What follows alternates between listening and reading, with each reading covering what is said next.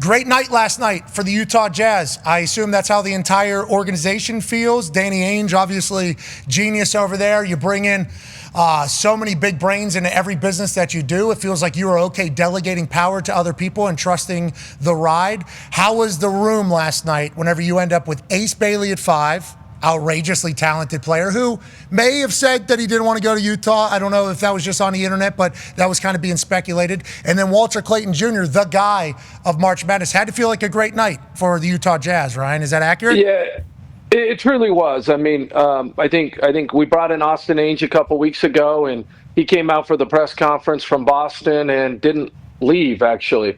He has not left to go back home to pack up or anything. He has been heads down, and I think a couple weeks ago he said if we could walk out of this draft with Ace Bailey and Walter Clayton, that's exactly what we want to do, and the team executed on exactly what they wanted. Okay, so whenever the chatter about Ace Bailey happens, as the owner of the team, I assume that is something that you have to take into account, especially in the modern era of sports. What is kind of your thoughts on that particular narrative about Ace at 5 to Utah with everything that's been said leading up to the draft? I mean, look, I think our philosophy in where we're at as a team is we want to take the best player on the board, and we love Ace. I got a chance to talk to Ace and Walter last night, and, all I saw was a kid who was humble. He was grateful. He was excited to be in the NBA. And I think that's all you can ask for from our standpoint. I mean, naturally, probably doesn't have a lot of experience out west here with Utah. That's our job, to go make him love it. I'm confident in our state. I know that, he'll feel love like he's never felt before. People are fired up to have him. And reality is there's nothing that Ace and others can't accomplish here. And so I think we've seen that with the NBA Finals this year. You guys have felt that love. You were along for a hell of a ride with Indy and OKC, and he's going to do great. He's going to do great, and he's got a young coach who's fired up about him. He's got a lot of really smart people around. I mean, with DA, who's been in the league 46 years, with a group of veterans on our team that are also incredibly unselfish. And I think that's really important. So he gets a chance to learn, but everyone wants this guy to succeed.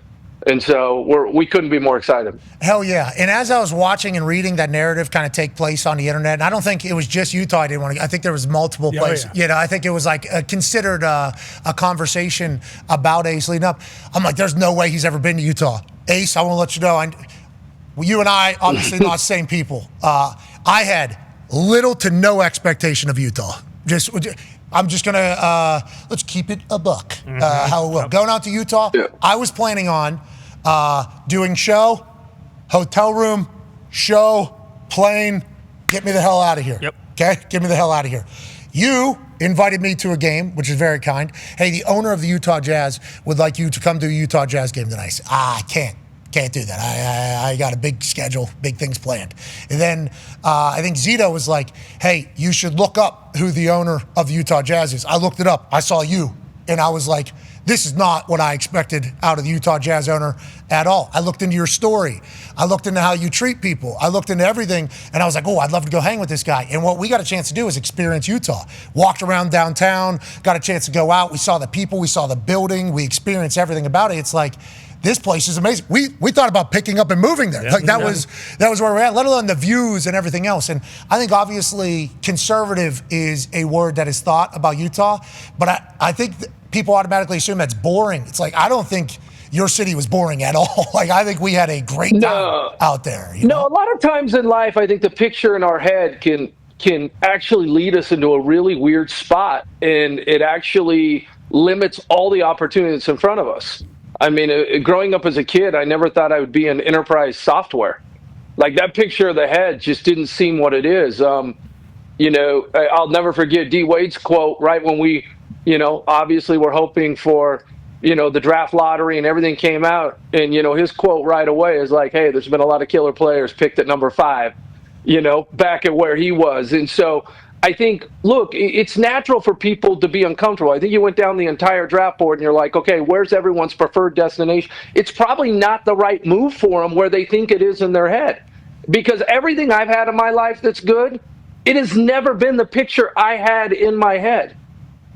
It's actually always kind of uncommon sense where it comes out and it's like, oh, that all makes sense. And all you want is the ability to accomplish everything and not be held back. And that's what all these guys are going to get in Utah.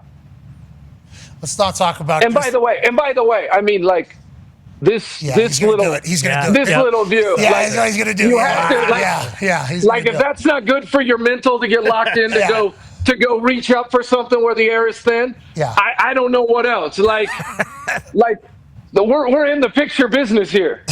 Yeah, you postcards, brother. A lot of those. You got the mountains in a mountain resort view on one side. Then you got 2,000 pairs of J's on the other side. Utah, baby. Lake over there. We got a basketball operation. Yeah, it's a great lake.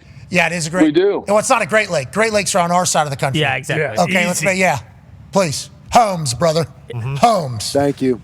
No problem. That's Michigan right there. That's right. I'll shout out to Erie, too. One fishing up there in Lake Erie. Oh, yeah. Superior's a big son of a Oh, yeah. Big. That's a great lake right there. Ontario and Huron, though, they hold up their end of the bargain because you can't spell Holmes without ho right there. That's right. So that's why we got the Great Lakes on our side. You understand it, Ryan. You got good lakes over there. You got good lakes. You got good lakes. Salt. All right, let's move on. I think Ace is going to love Utah is all I'm saying. And I think you're like, if I was going to be a professional athlete, you would be the owner that I would, or style of owner that I would want to play. You are fully invested. What were some of the big storylines of last night? Obviously, Ace Bailey goes 5 to Utah. We just talked to Ryan Smith. Is that the biggest takeaway from last night, or what is it in your eyes from what everybody is talking about? There are a few. For sure, we can start with Utah. Ace Bailey going at 5. You know what's crazy? A few days before the draft, I actually heard Ace Bailey that was the spot he was destined to go. And then, but classic. Like in the NFL, I'm sure it's the same way. Smoke screens, you hear this. It's like every single day it's a new rumor. You hear, oh, no, he's actually to Washington. He's actually going to go to New Orleans. Like, I heard everything in the book. But I did trust the person I heard that from. But, I went into the draft, eyes wide open. We'll see what happens. I think at pick 4 and 5, there were a lot of conversations about moving back, moving up, things of that sort. None of that happened. And once Ace Bailey got to 5, I wasn't really that surprised. Ace Bailey had a very, I think, an unorthodox process, but it's not a totally different process. It's not the first time a player and his representatives chose to handle it and really shield him and keep it private and kind of throw different smoke screens in their own way out there to shield his process.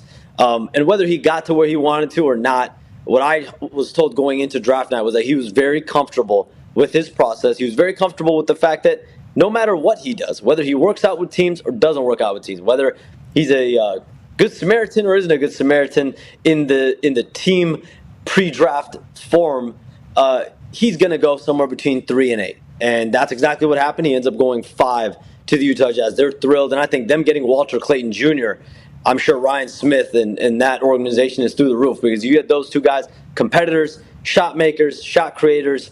Those are two good gets.